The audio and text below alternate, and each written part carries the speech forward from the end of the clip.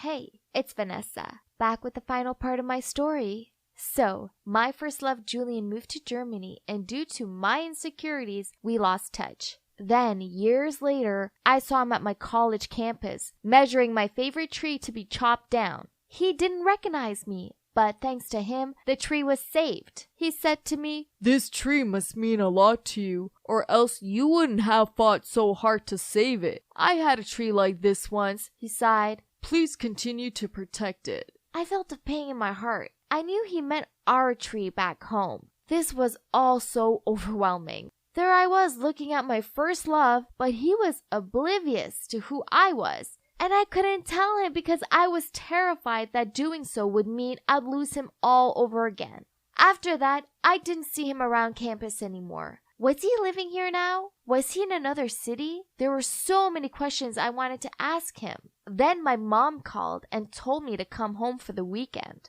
I arrived there to find her setting out food in the kitchen. On seeing me, she said, "Oh, honey, I have a surprise for you. Julian and his family are back in town, and they're coming over for lunch." What? Oh, no. Why hadn't she told me sooner? I started to panic. What was I going to do now? I rushed to my room and tried to find anything I could use to cover my face. Finally, I found one thing. I heard my mom opening the door for Julian and his family. Then my mom cheerfully shouted, "Vanessa, where are you, sweetie? Come down. Julian is here, and oh my, he's so handsome." But my parents' smile soon disappeared as soon as they saw me coming down the stairs. They literally stood there with their mouths wide open. My mother stuttered, "Vanessa, what in God's name are you wearing?" Yeah, so the only thing I could find to cover my face was a face mask. Worse still, it had a smiling dog face on it.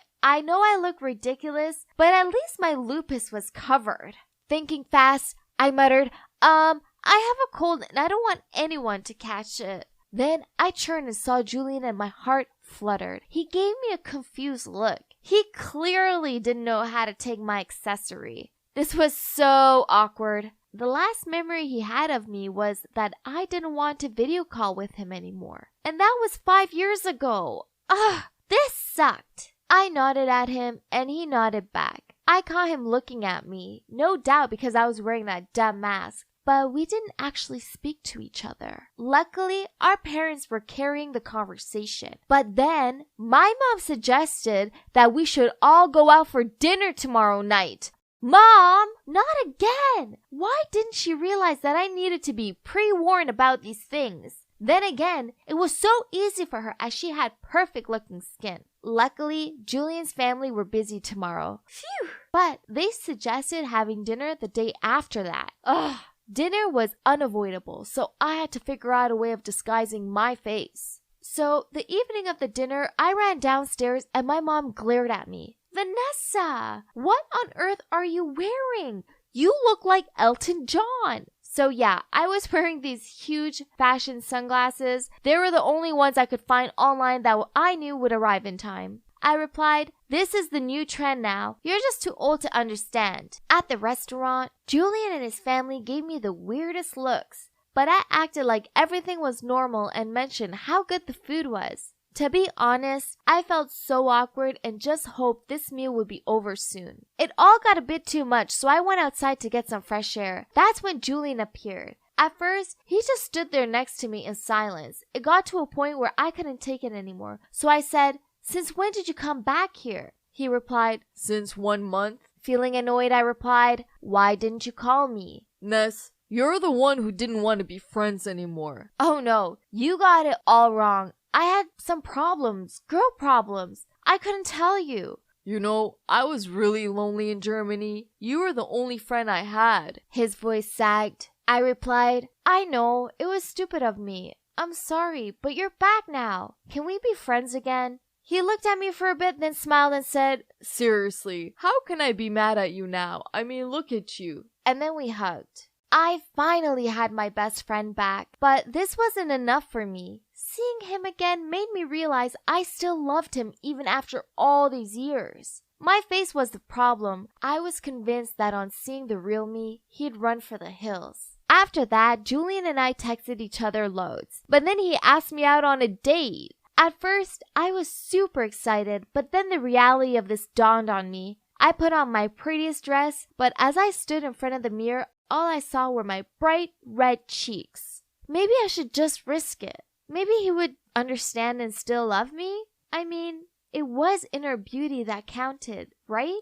But no, I couldn't do it. So I messaged him back saying that I couldn't go out with him, but he was persistent. In the end, I ran out of excuses, so eventually I had to agree. Okay, so now what? I couldn't keep on wearing face masks and sunglasses. Then I had an idea. What about makeup? I knew it would make my skin worse, but this was an emergency. I put some makeup on, but the rashes were still visible, so I put more and more and more and I resembled Billy the Puppet from the Saw movies. Then there was a knock at the door. Oh no, he was here already! Oh well, I hope he likes horror movies. On seeing me, Julian looked kinda shocked, but he tried to act normal. The restaurant we went to was so nice, but every time he looked at me, he had to try his hardest not to laugh, which in turn made me want to laugh too. Awkward. Afterward, we went for a walk through the park when it suddenly began to rain. So we hurried over to our favorite big tree to take cover. Julian found the carving on the tree and said, "Do you remember this? That day I promised you I'd come back for you." Then he turned to me, pulled me towards him. His face came closer and oh my god, was he going to kiss me? But then he stopped and said, "Oh Ness, your makeup is floating away. I have a tissue. Let me clean your face." Wait, what? Oh no, not now. I panicked. I didn't know what to do, so I hid my face from Julian and said, "Don't look at me. Can you please go?" Confused, he asked, "What? You're acting really weird. What's wrong?" Then he turned to look at my face. I pushed him away and said, No, I'm fine. I'm just having a girl problem moment." But Julian kept insisting, so I freaked out and ran into the rain. He ran behind me yelling, "Vanessa, stop!" I kept running, but then I tripped and my face fell into a muddy puddle. Oh great! My whole face was covered with mud and my knee was bleeding, so I couldn't stand up. Julian had to help me hobble to the nearest drugstore to buy some bandages and some betadine to clean the wound for me. I sat on a bench feeling like a wounded puppy when he took out a tissue and started wiping the mud from my face. At first, I stopped him, but then he gave me a really serious look, so I let him clean my face. Well, that was it. Julian would finally see my face and he would definitely not want to date me anymore. While cleaning my face, he looked surprised. Then he said, "Wait a minute, you're going to college in Florida, right? Didn't I meet you like a few weeks ago on the campus? Why didn't you tell me it was you?" "Because I didn't want you to see me like this." I turned my head away. He looked confused, so he asked, "Like what exactly? Ness, you're acting so weird." What did he mean? Was he trying to make fun of me? So I shouted in anger, "It's my face! Don't act like you don't see it. I was afraid that if you saw my face, you wouldn't want to be with me anymore." Julian shook his head and said, "No, Ness, why would I ever do that? To me, you will always be beautiful. Beauty isn't only about having a pretty face. It's about having a pretty mind, a pretty heart, and a pretty soul." And then he kissed me on the forehead. Oh gosh, I never imagined that it would turn out like this. Julian was indeed the sweetest person ever, and I should have never have doubted him. Well, Julian and I became an official couple. Loving him makes me so happy. He makes me believe in myself and reminds me that regardless of my lupus, I'm still beautiful. And we will soon get married in a few months. I can't wait to spend the rest of my life with him, happily ever after.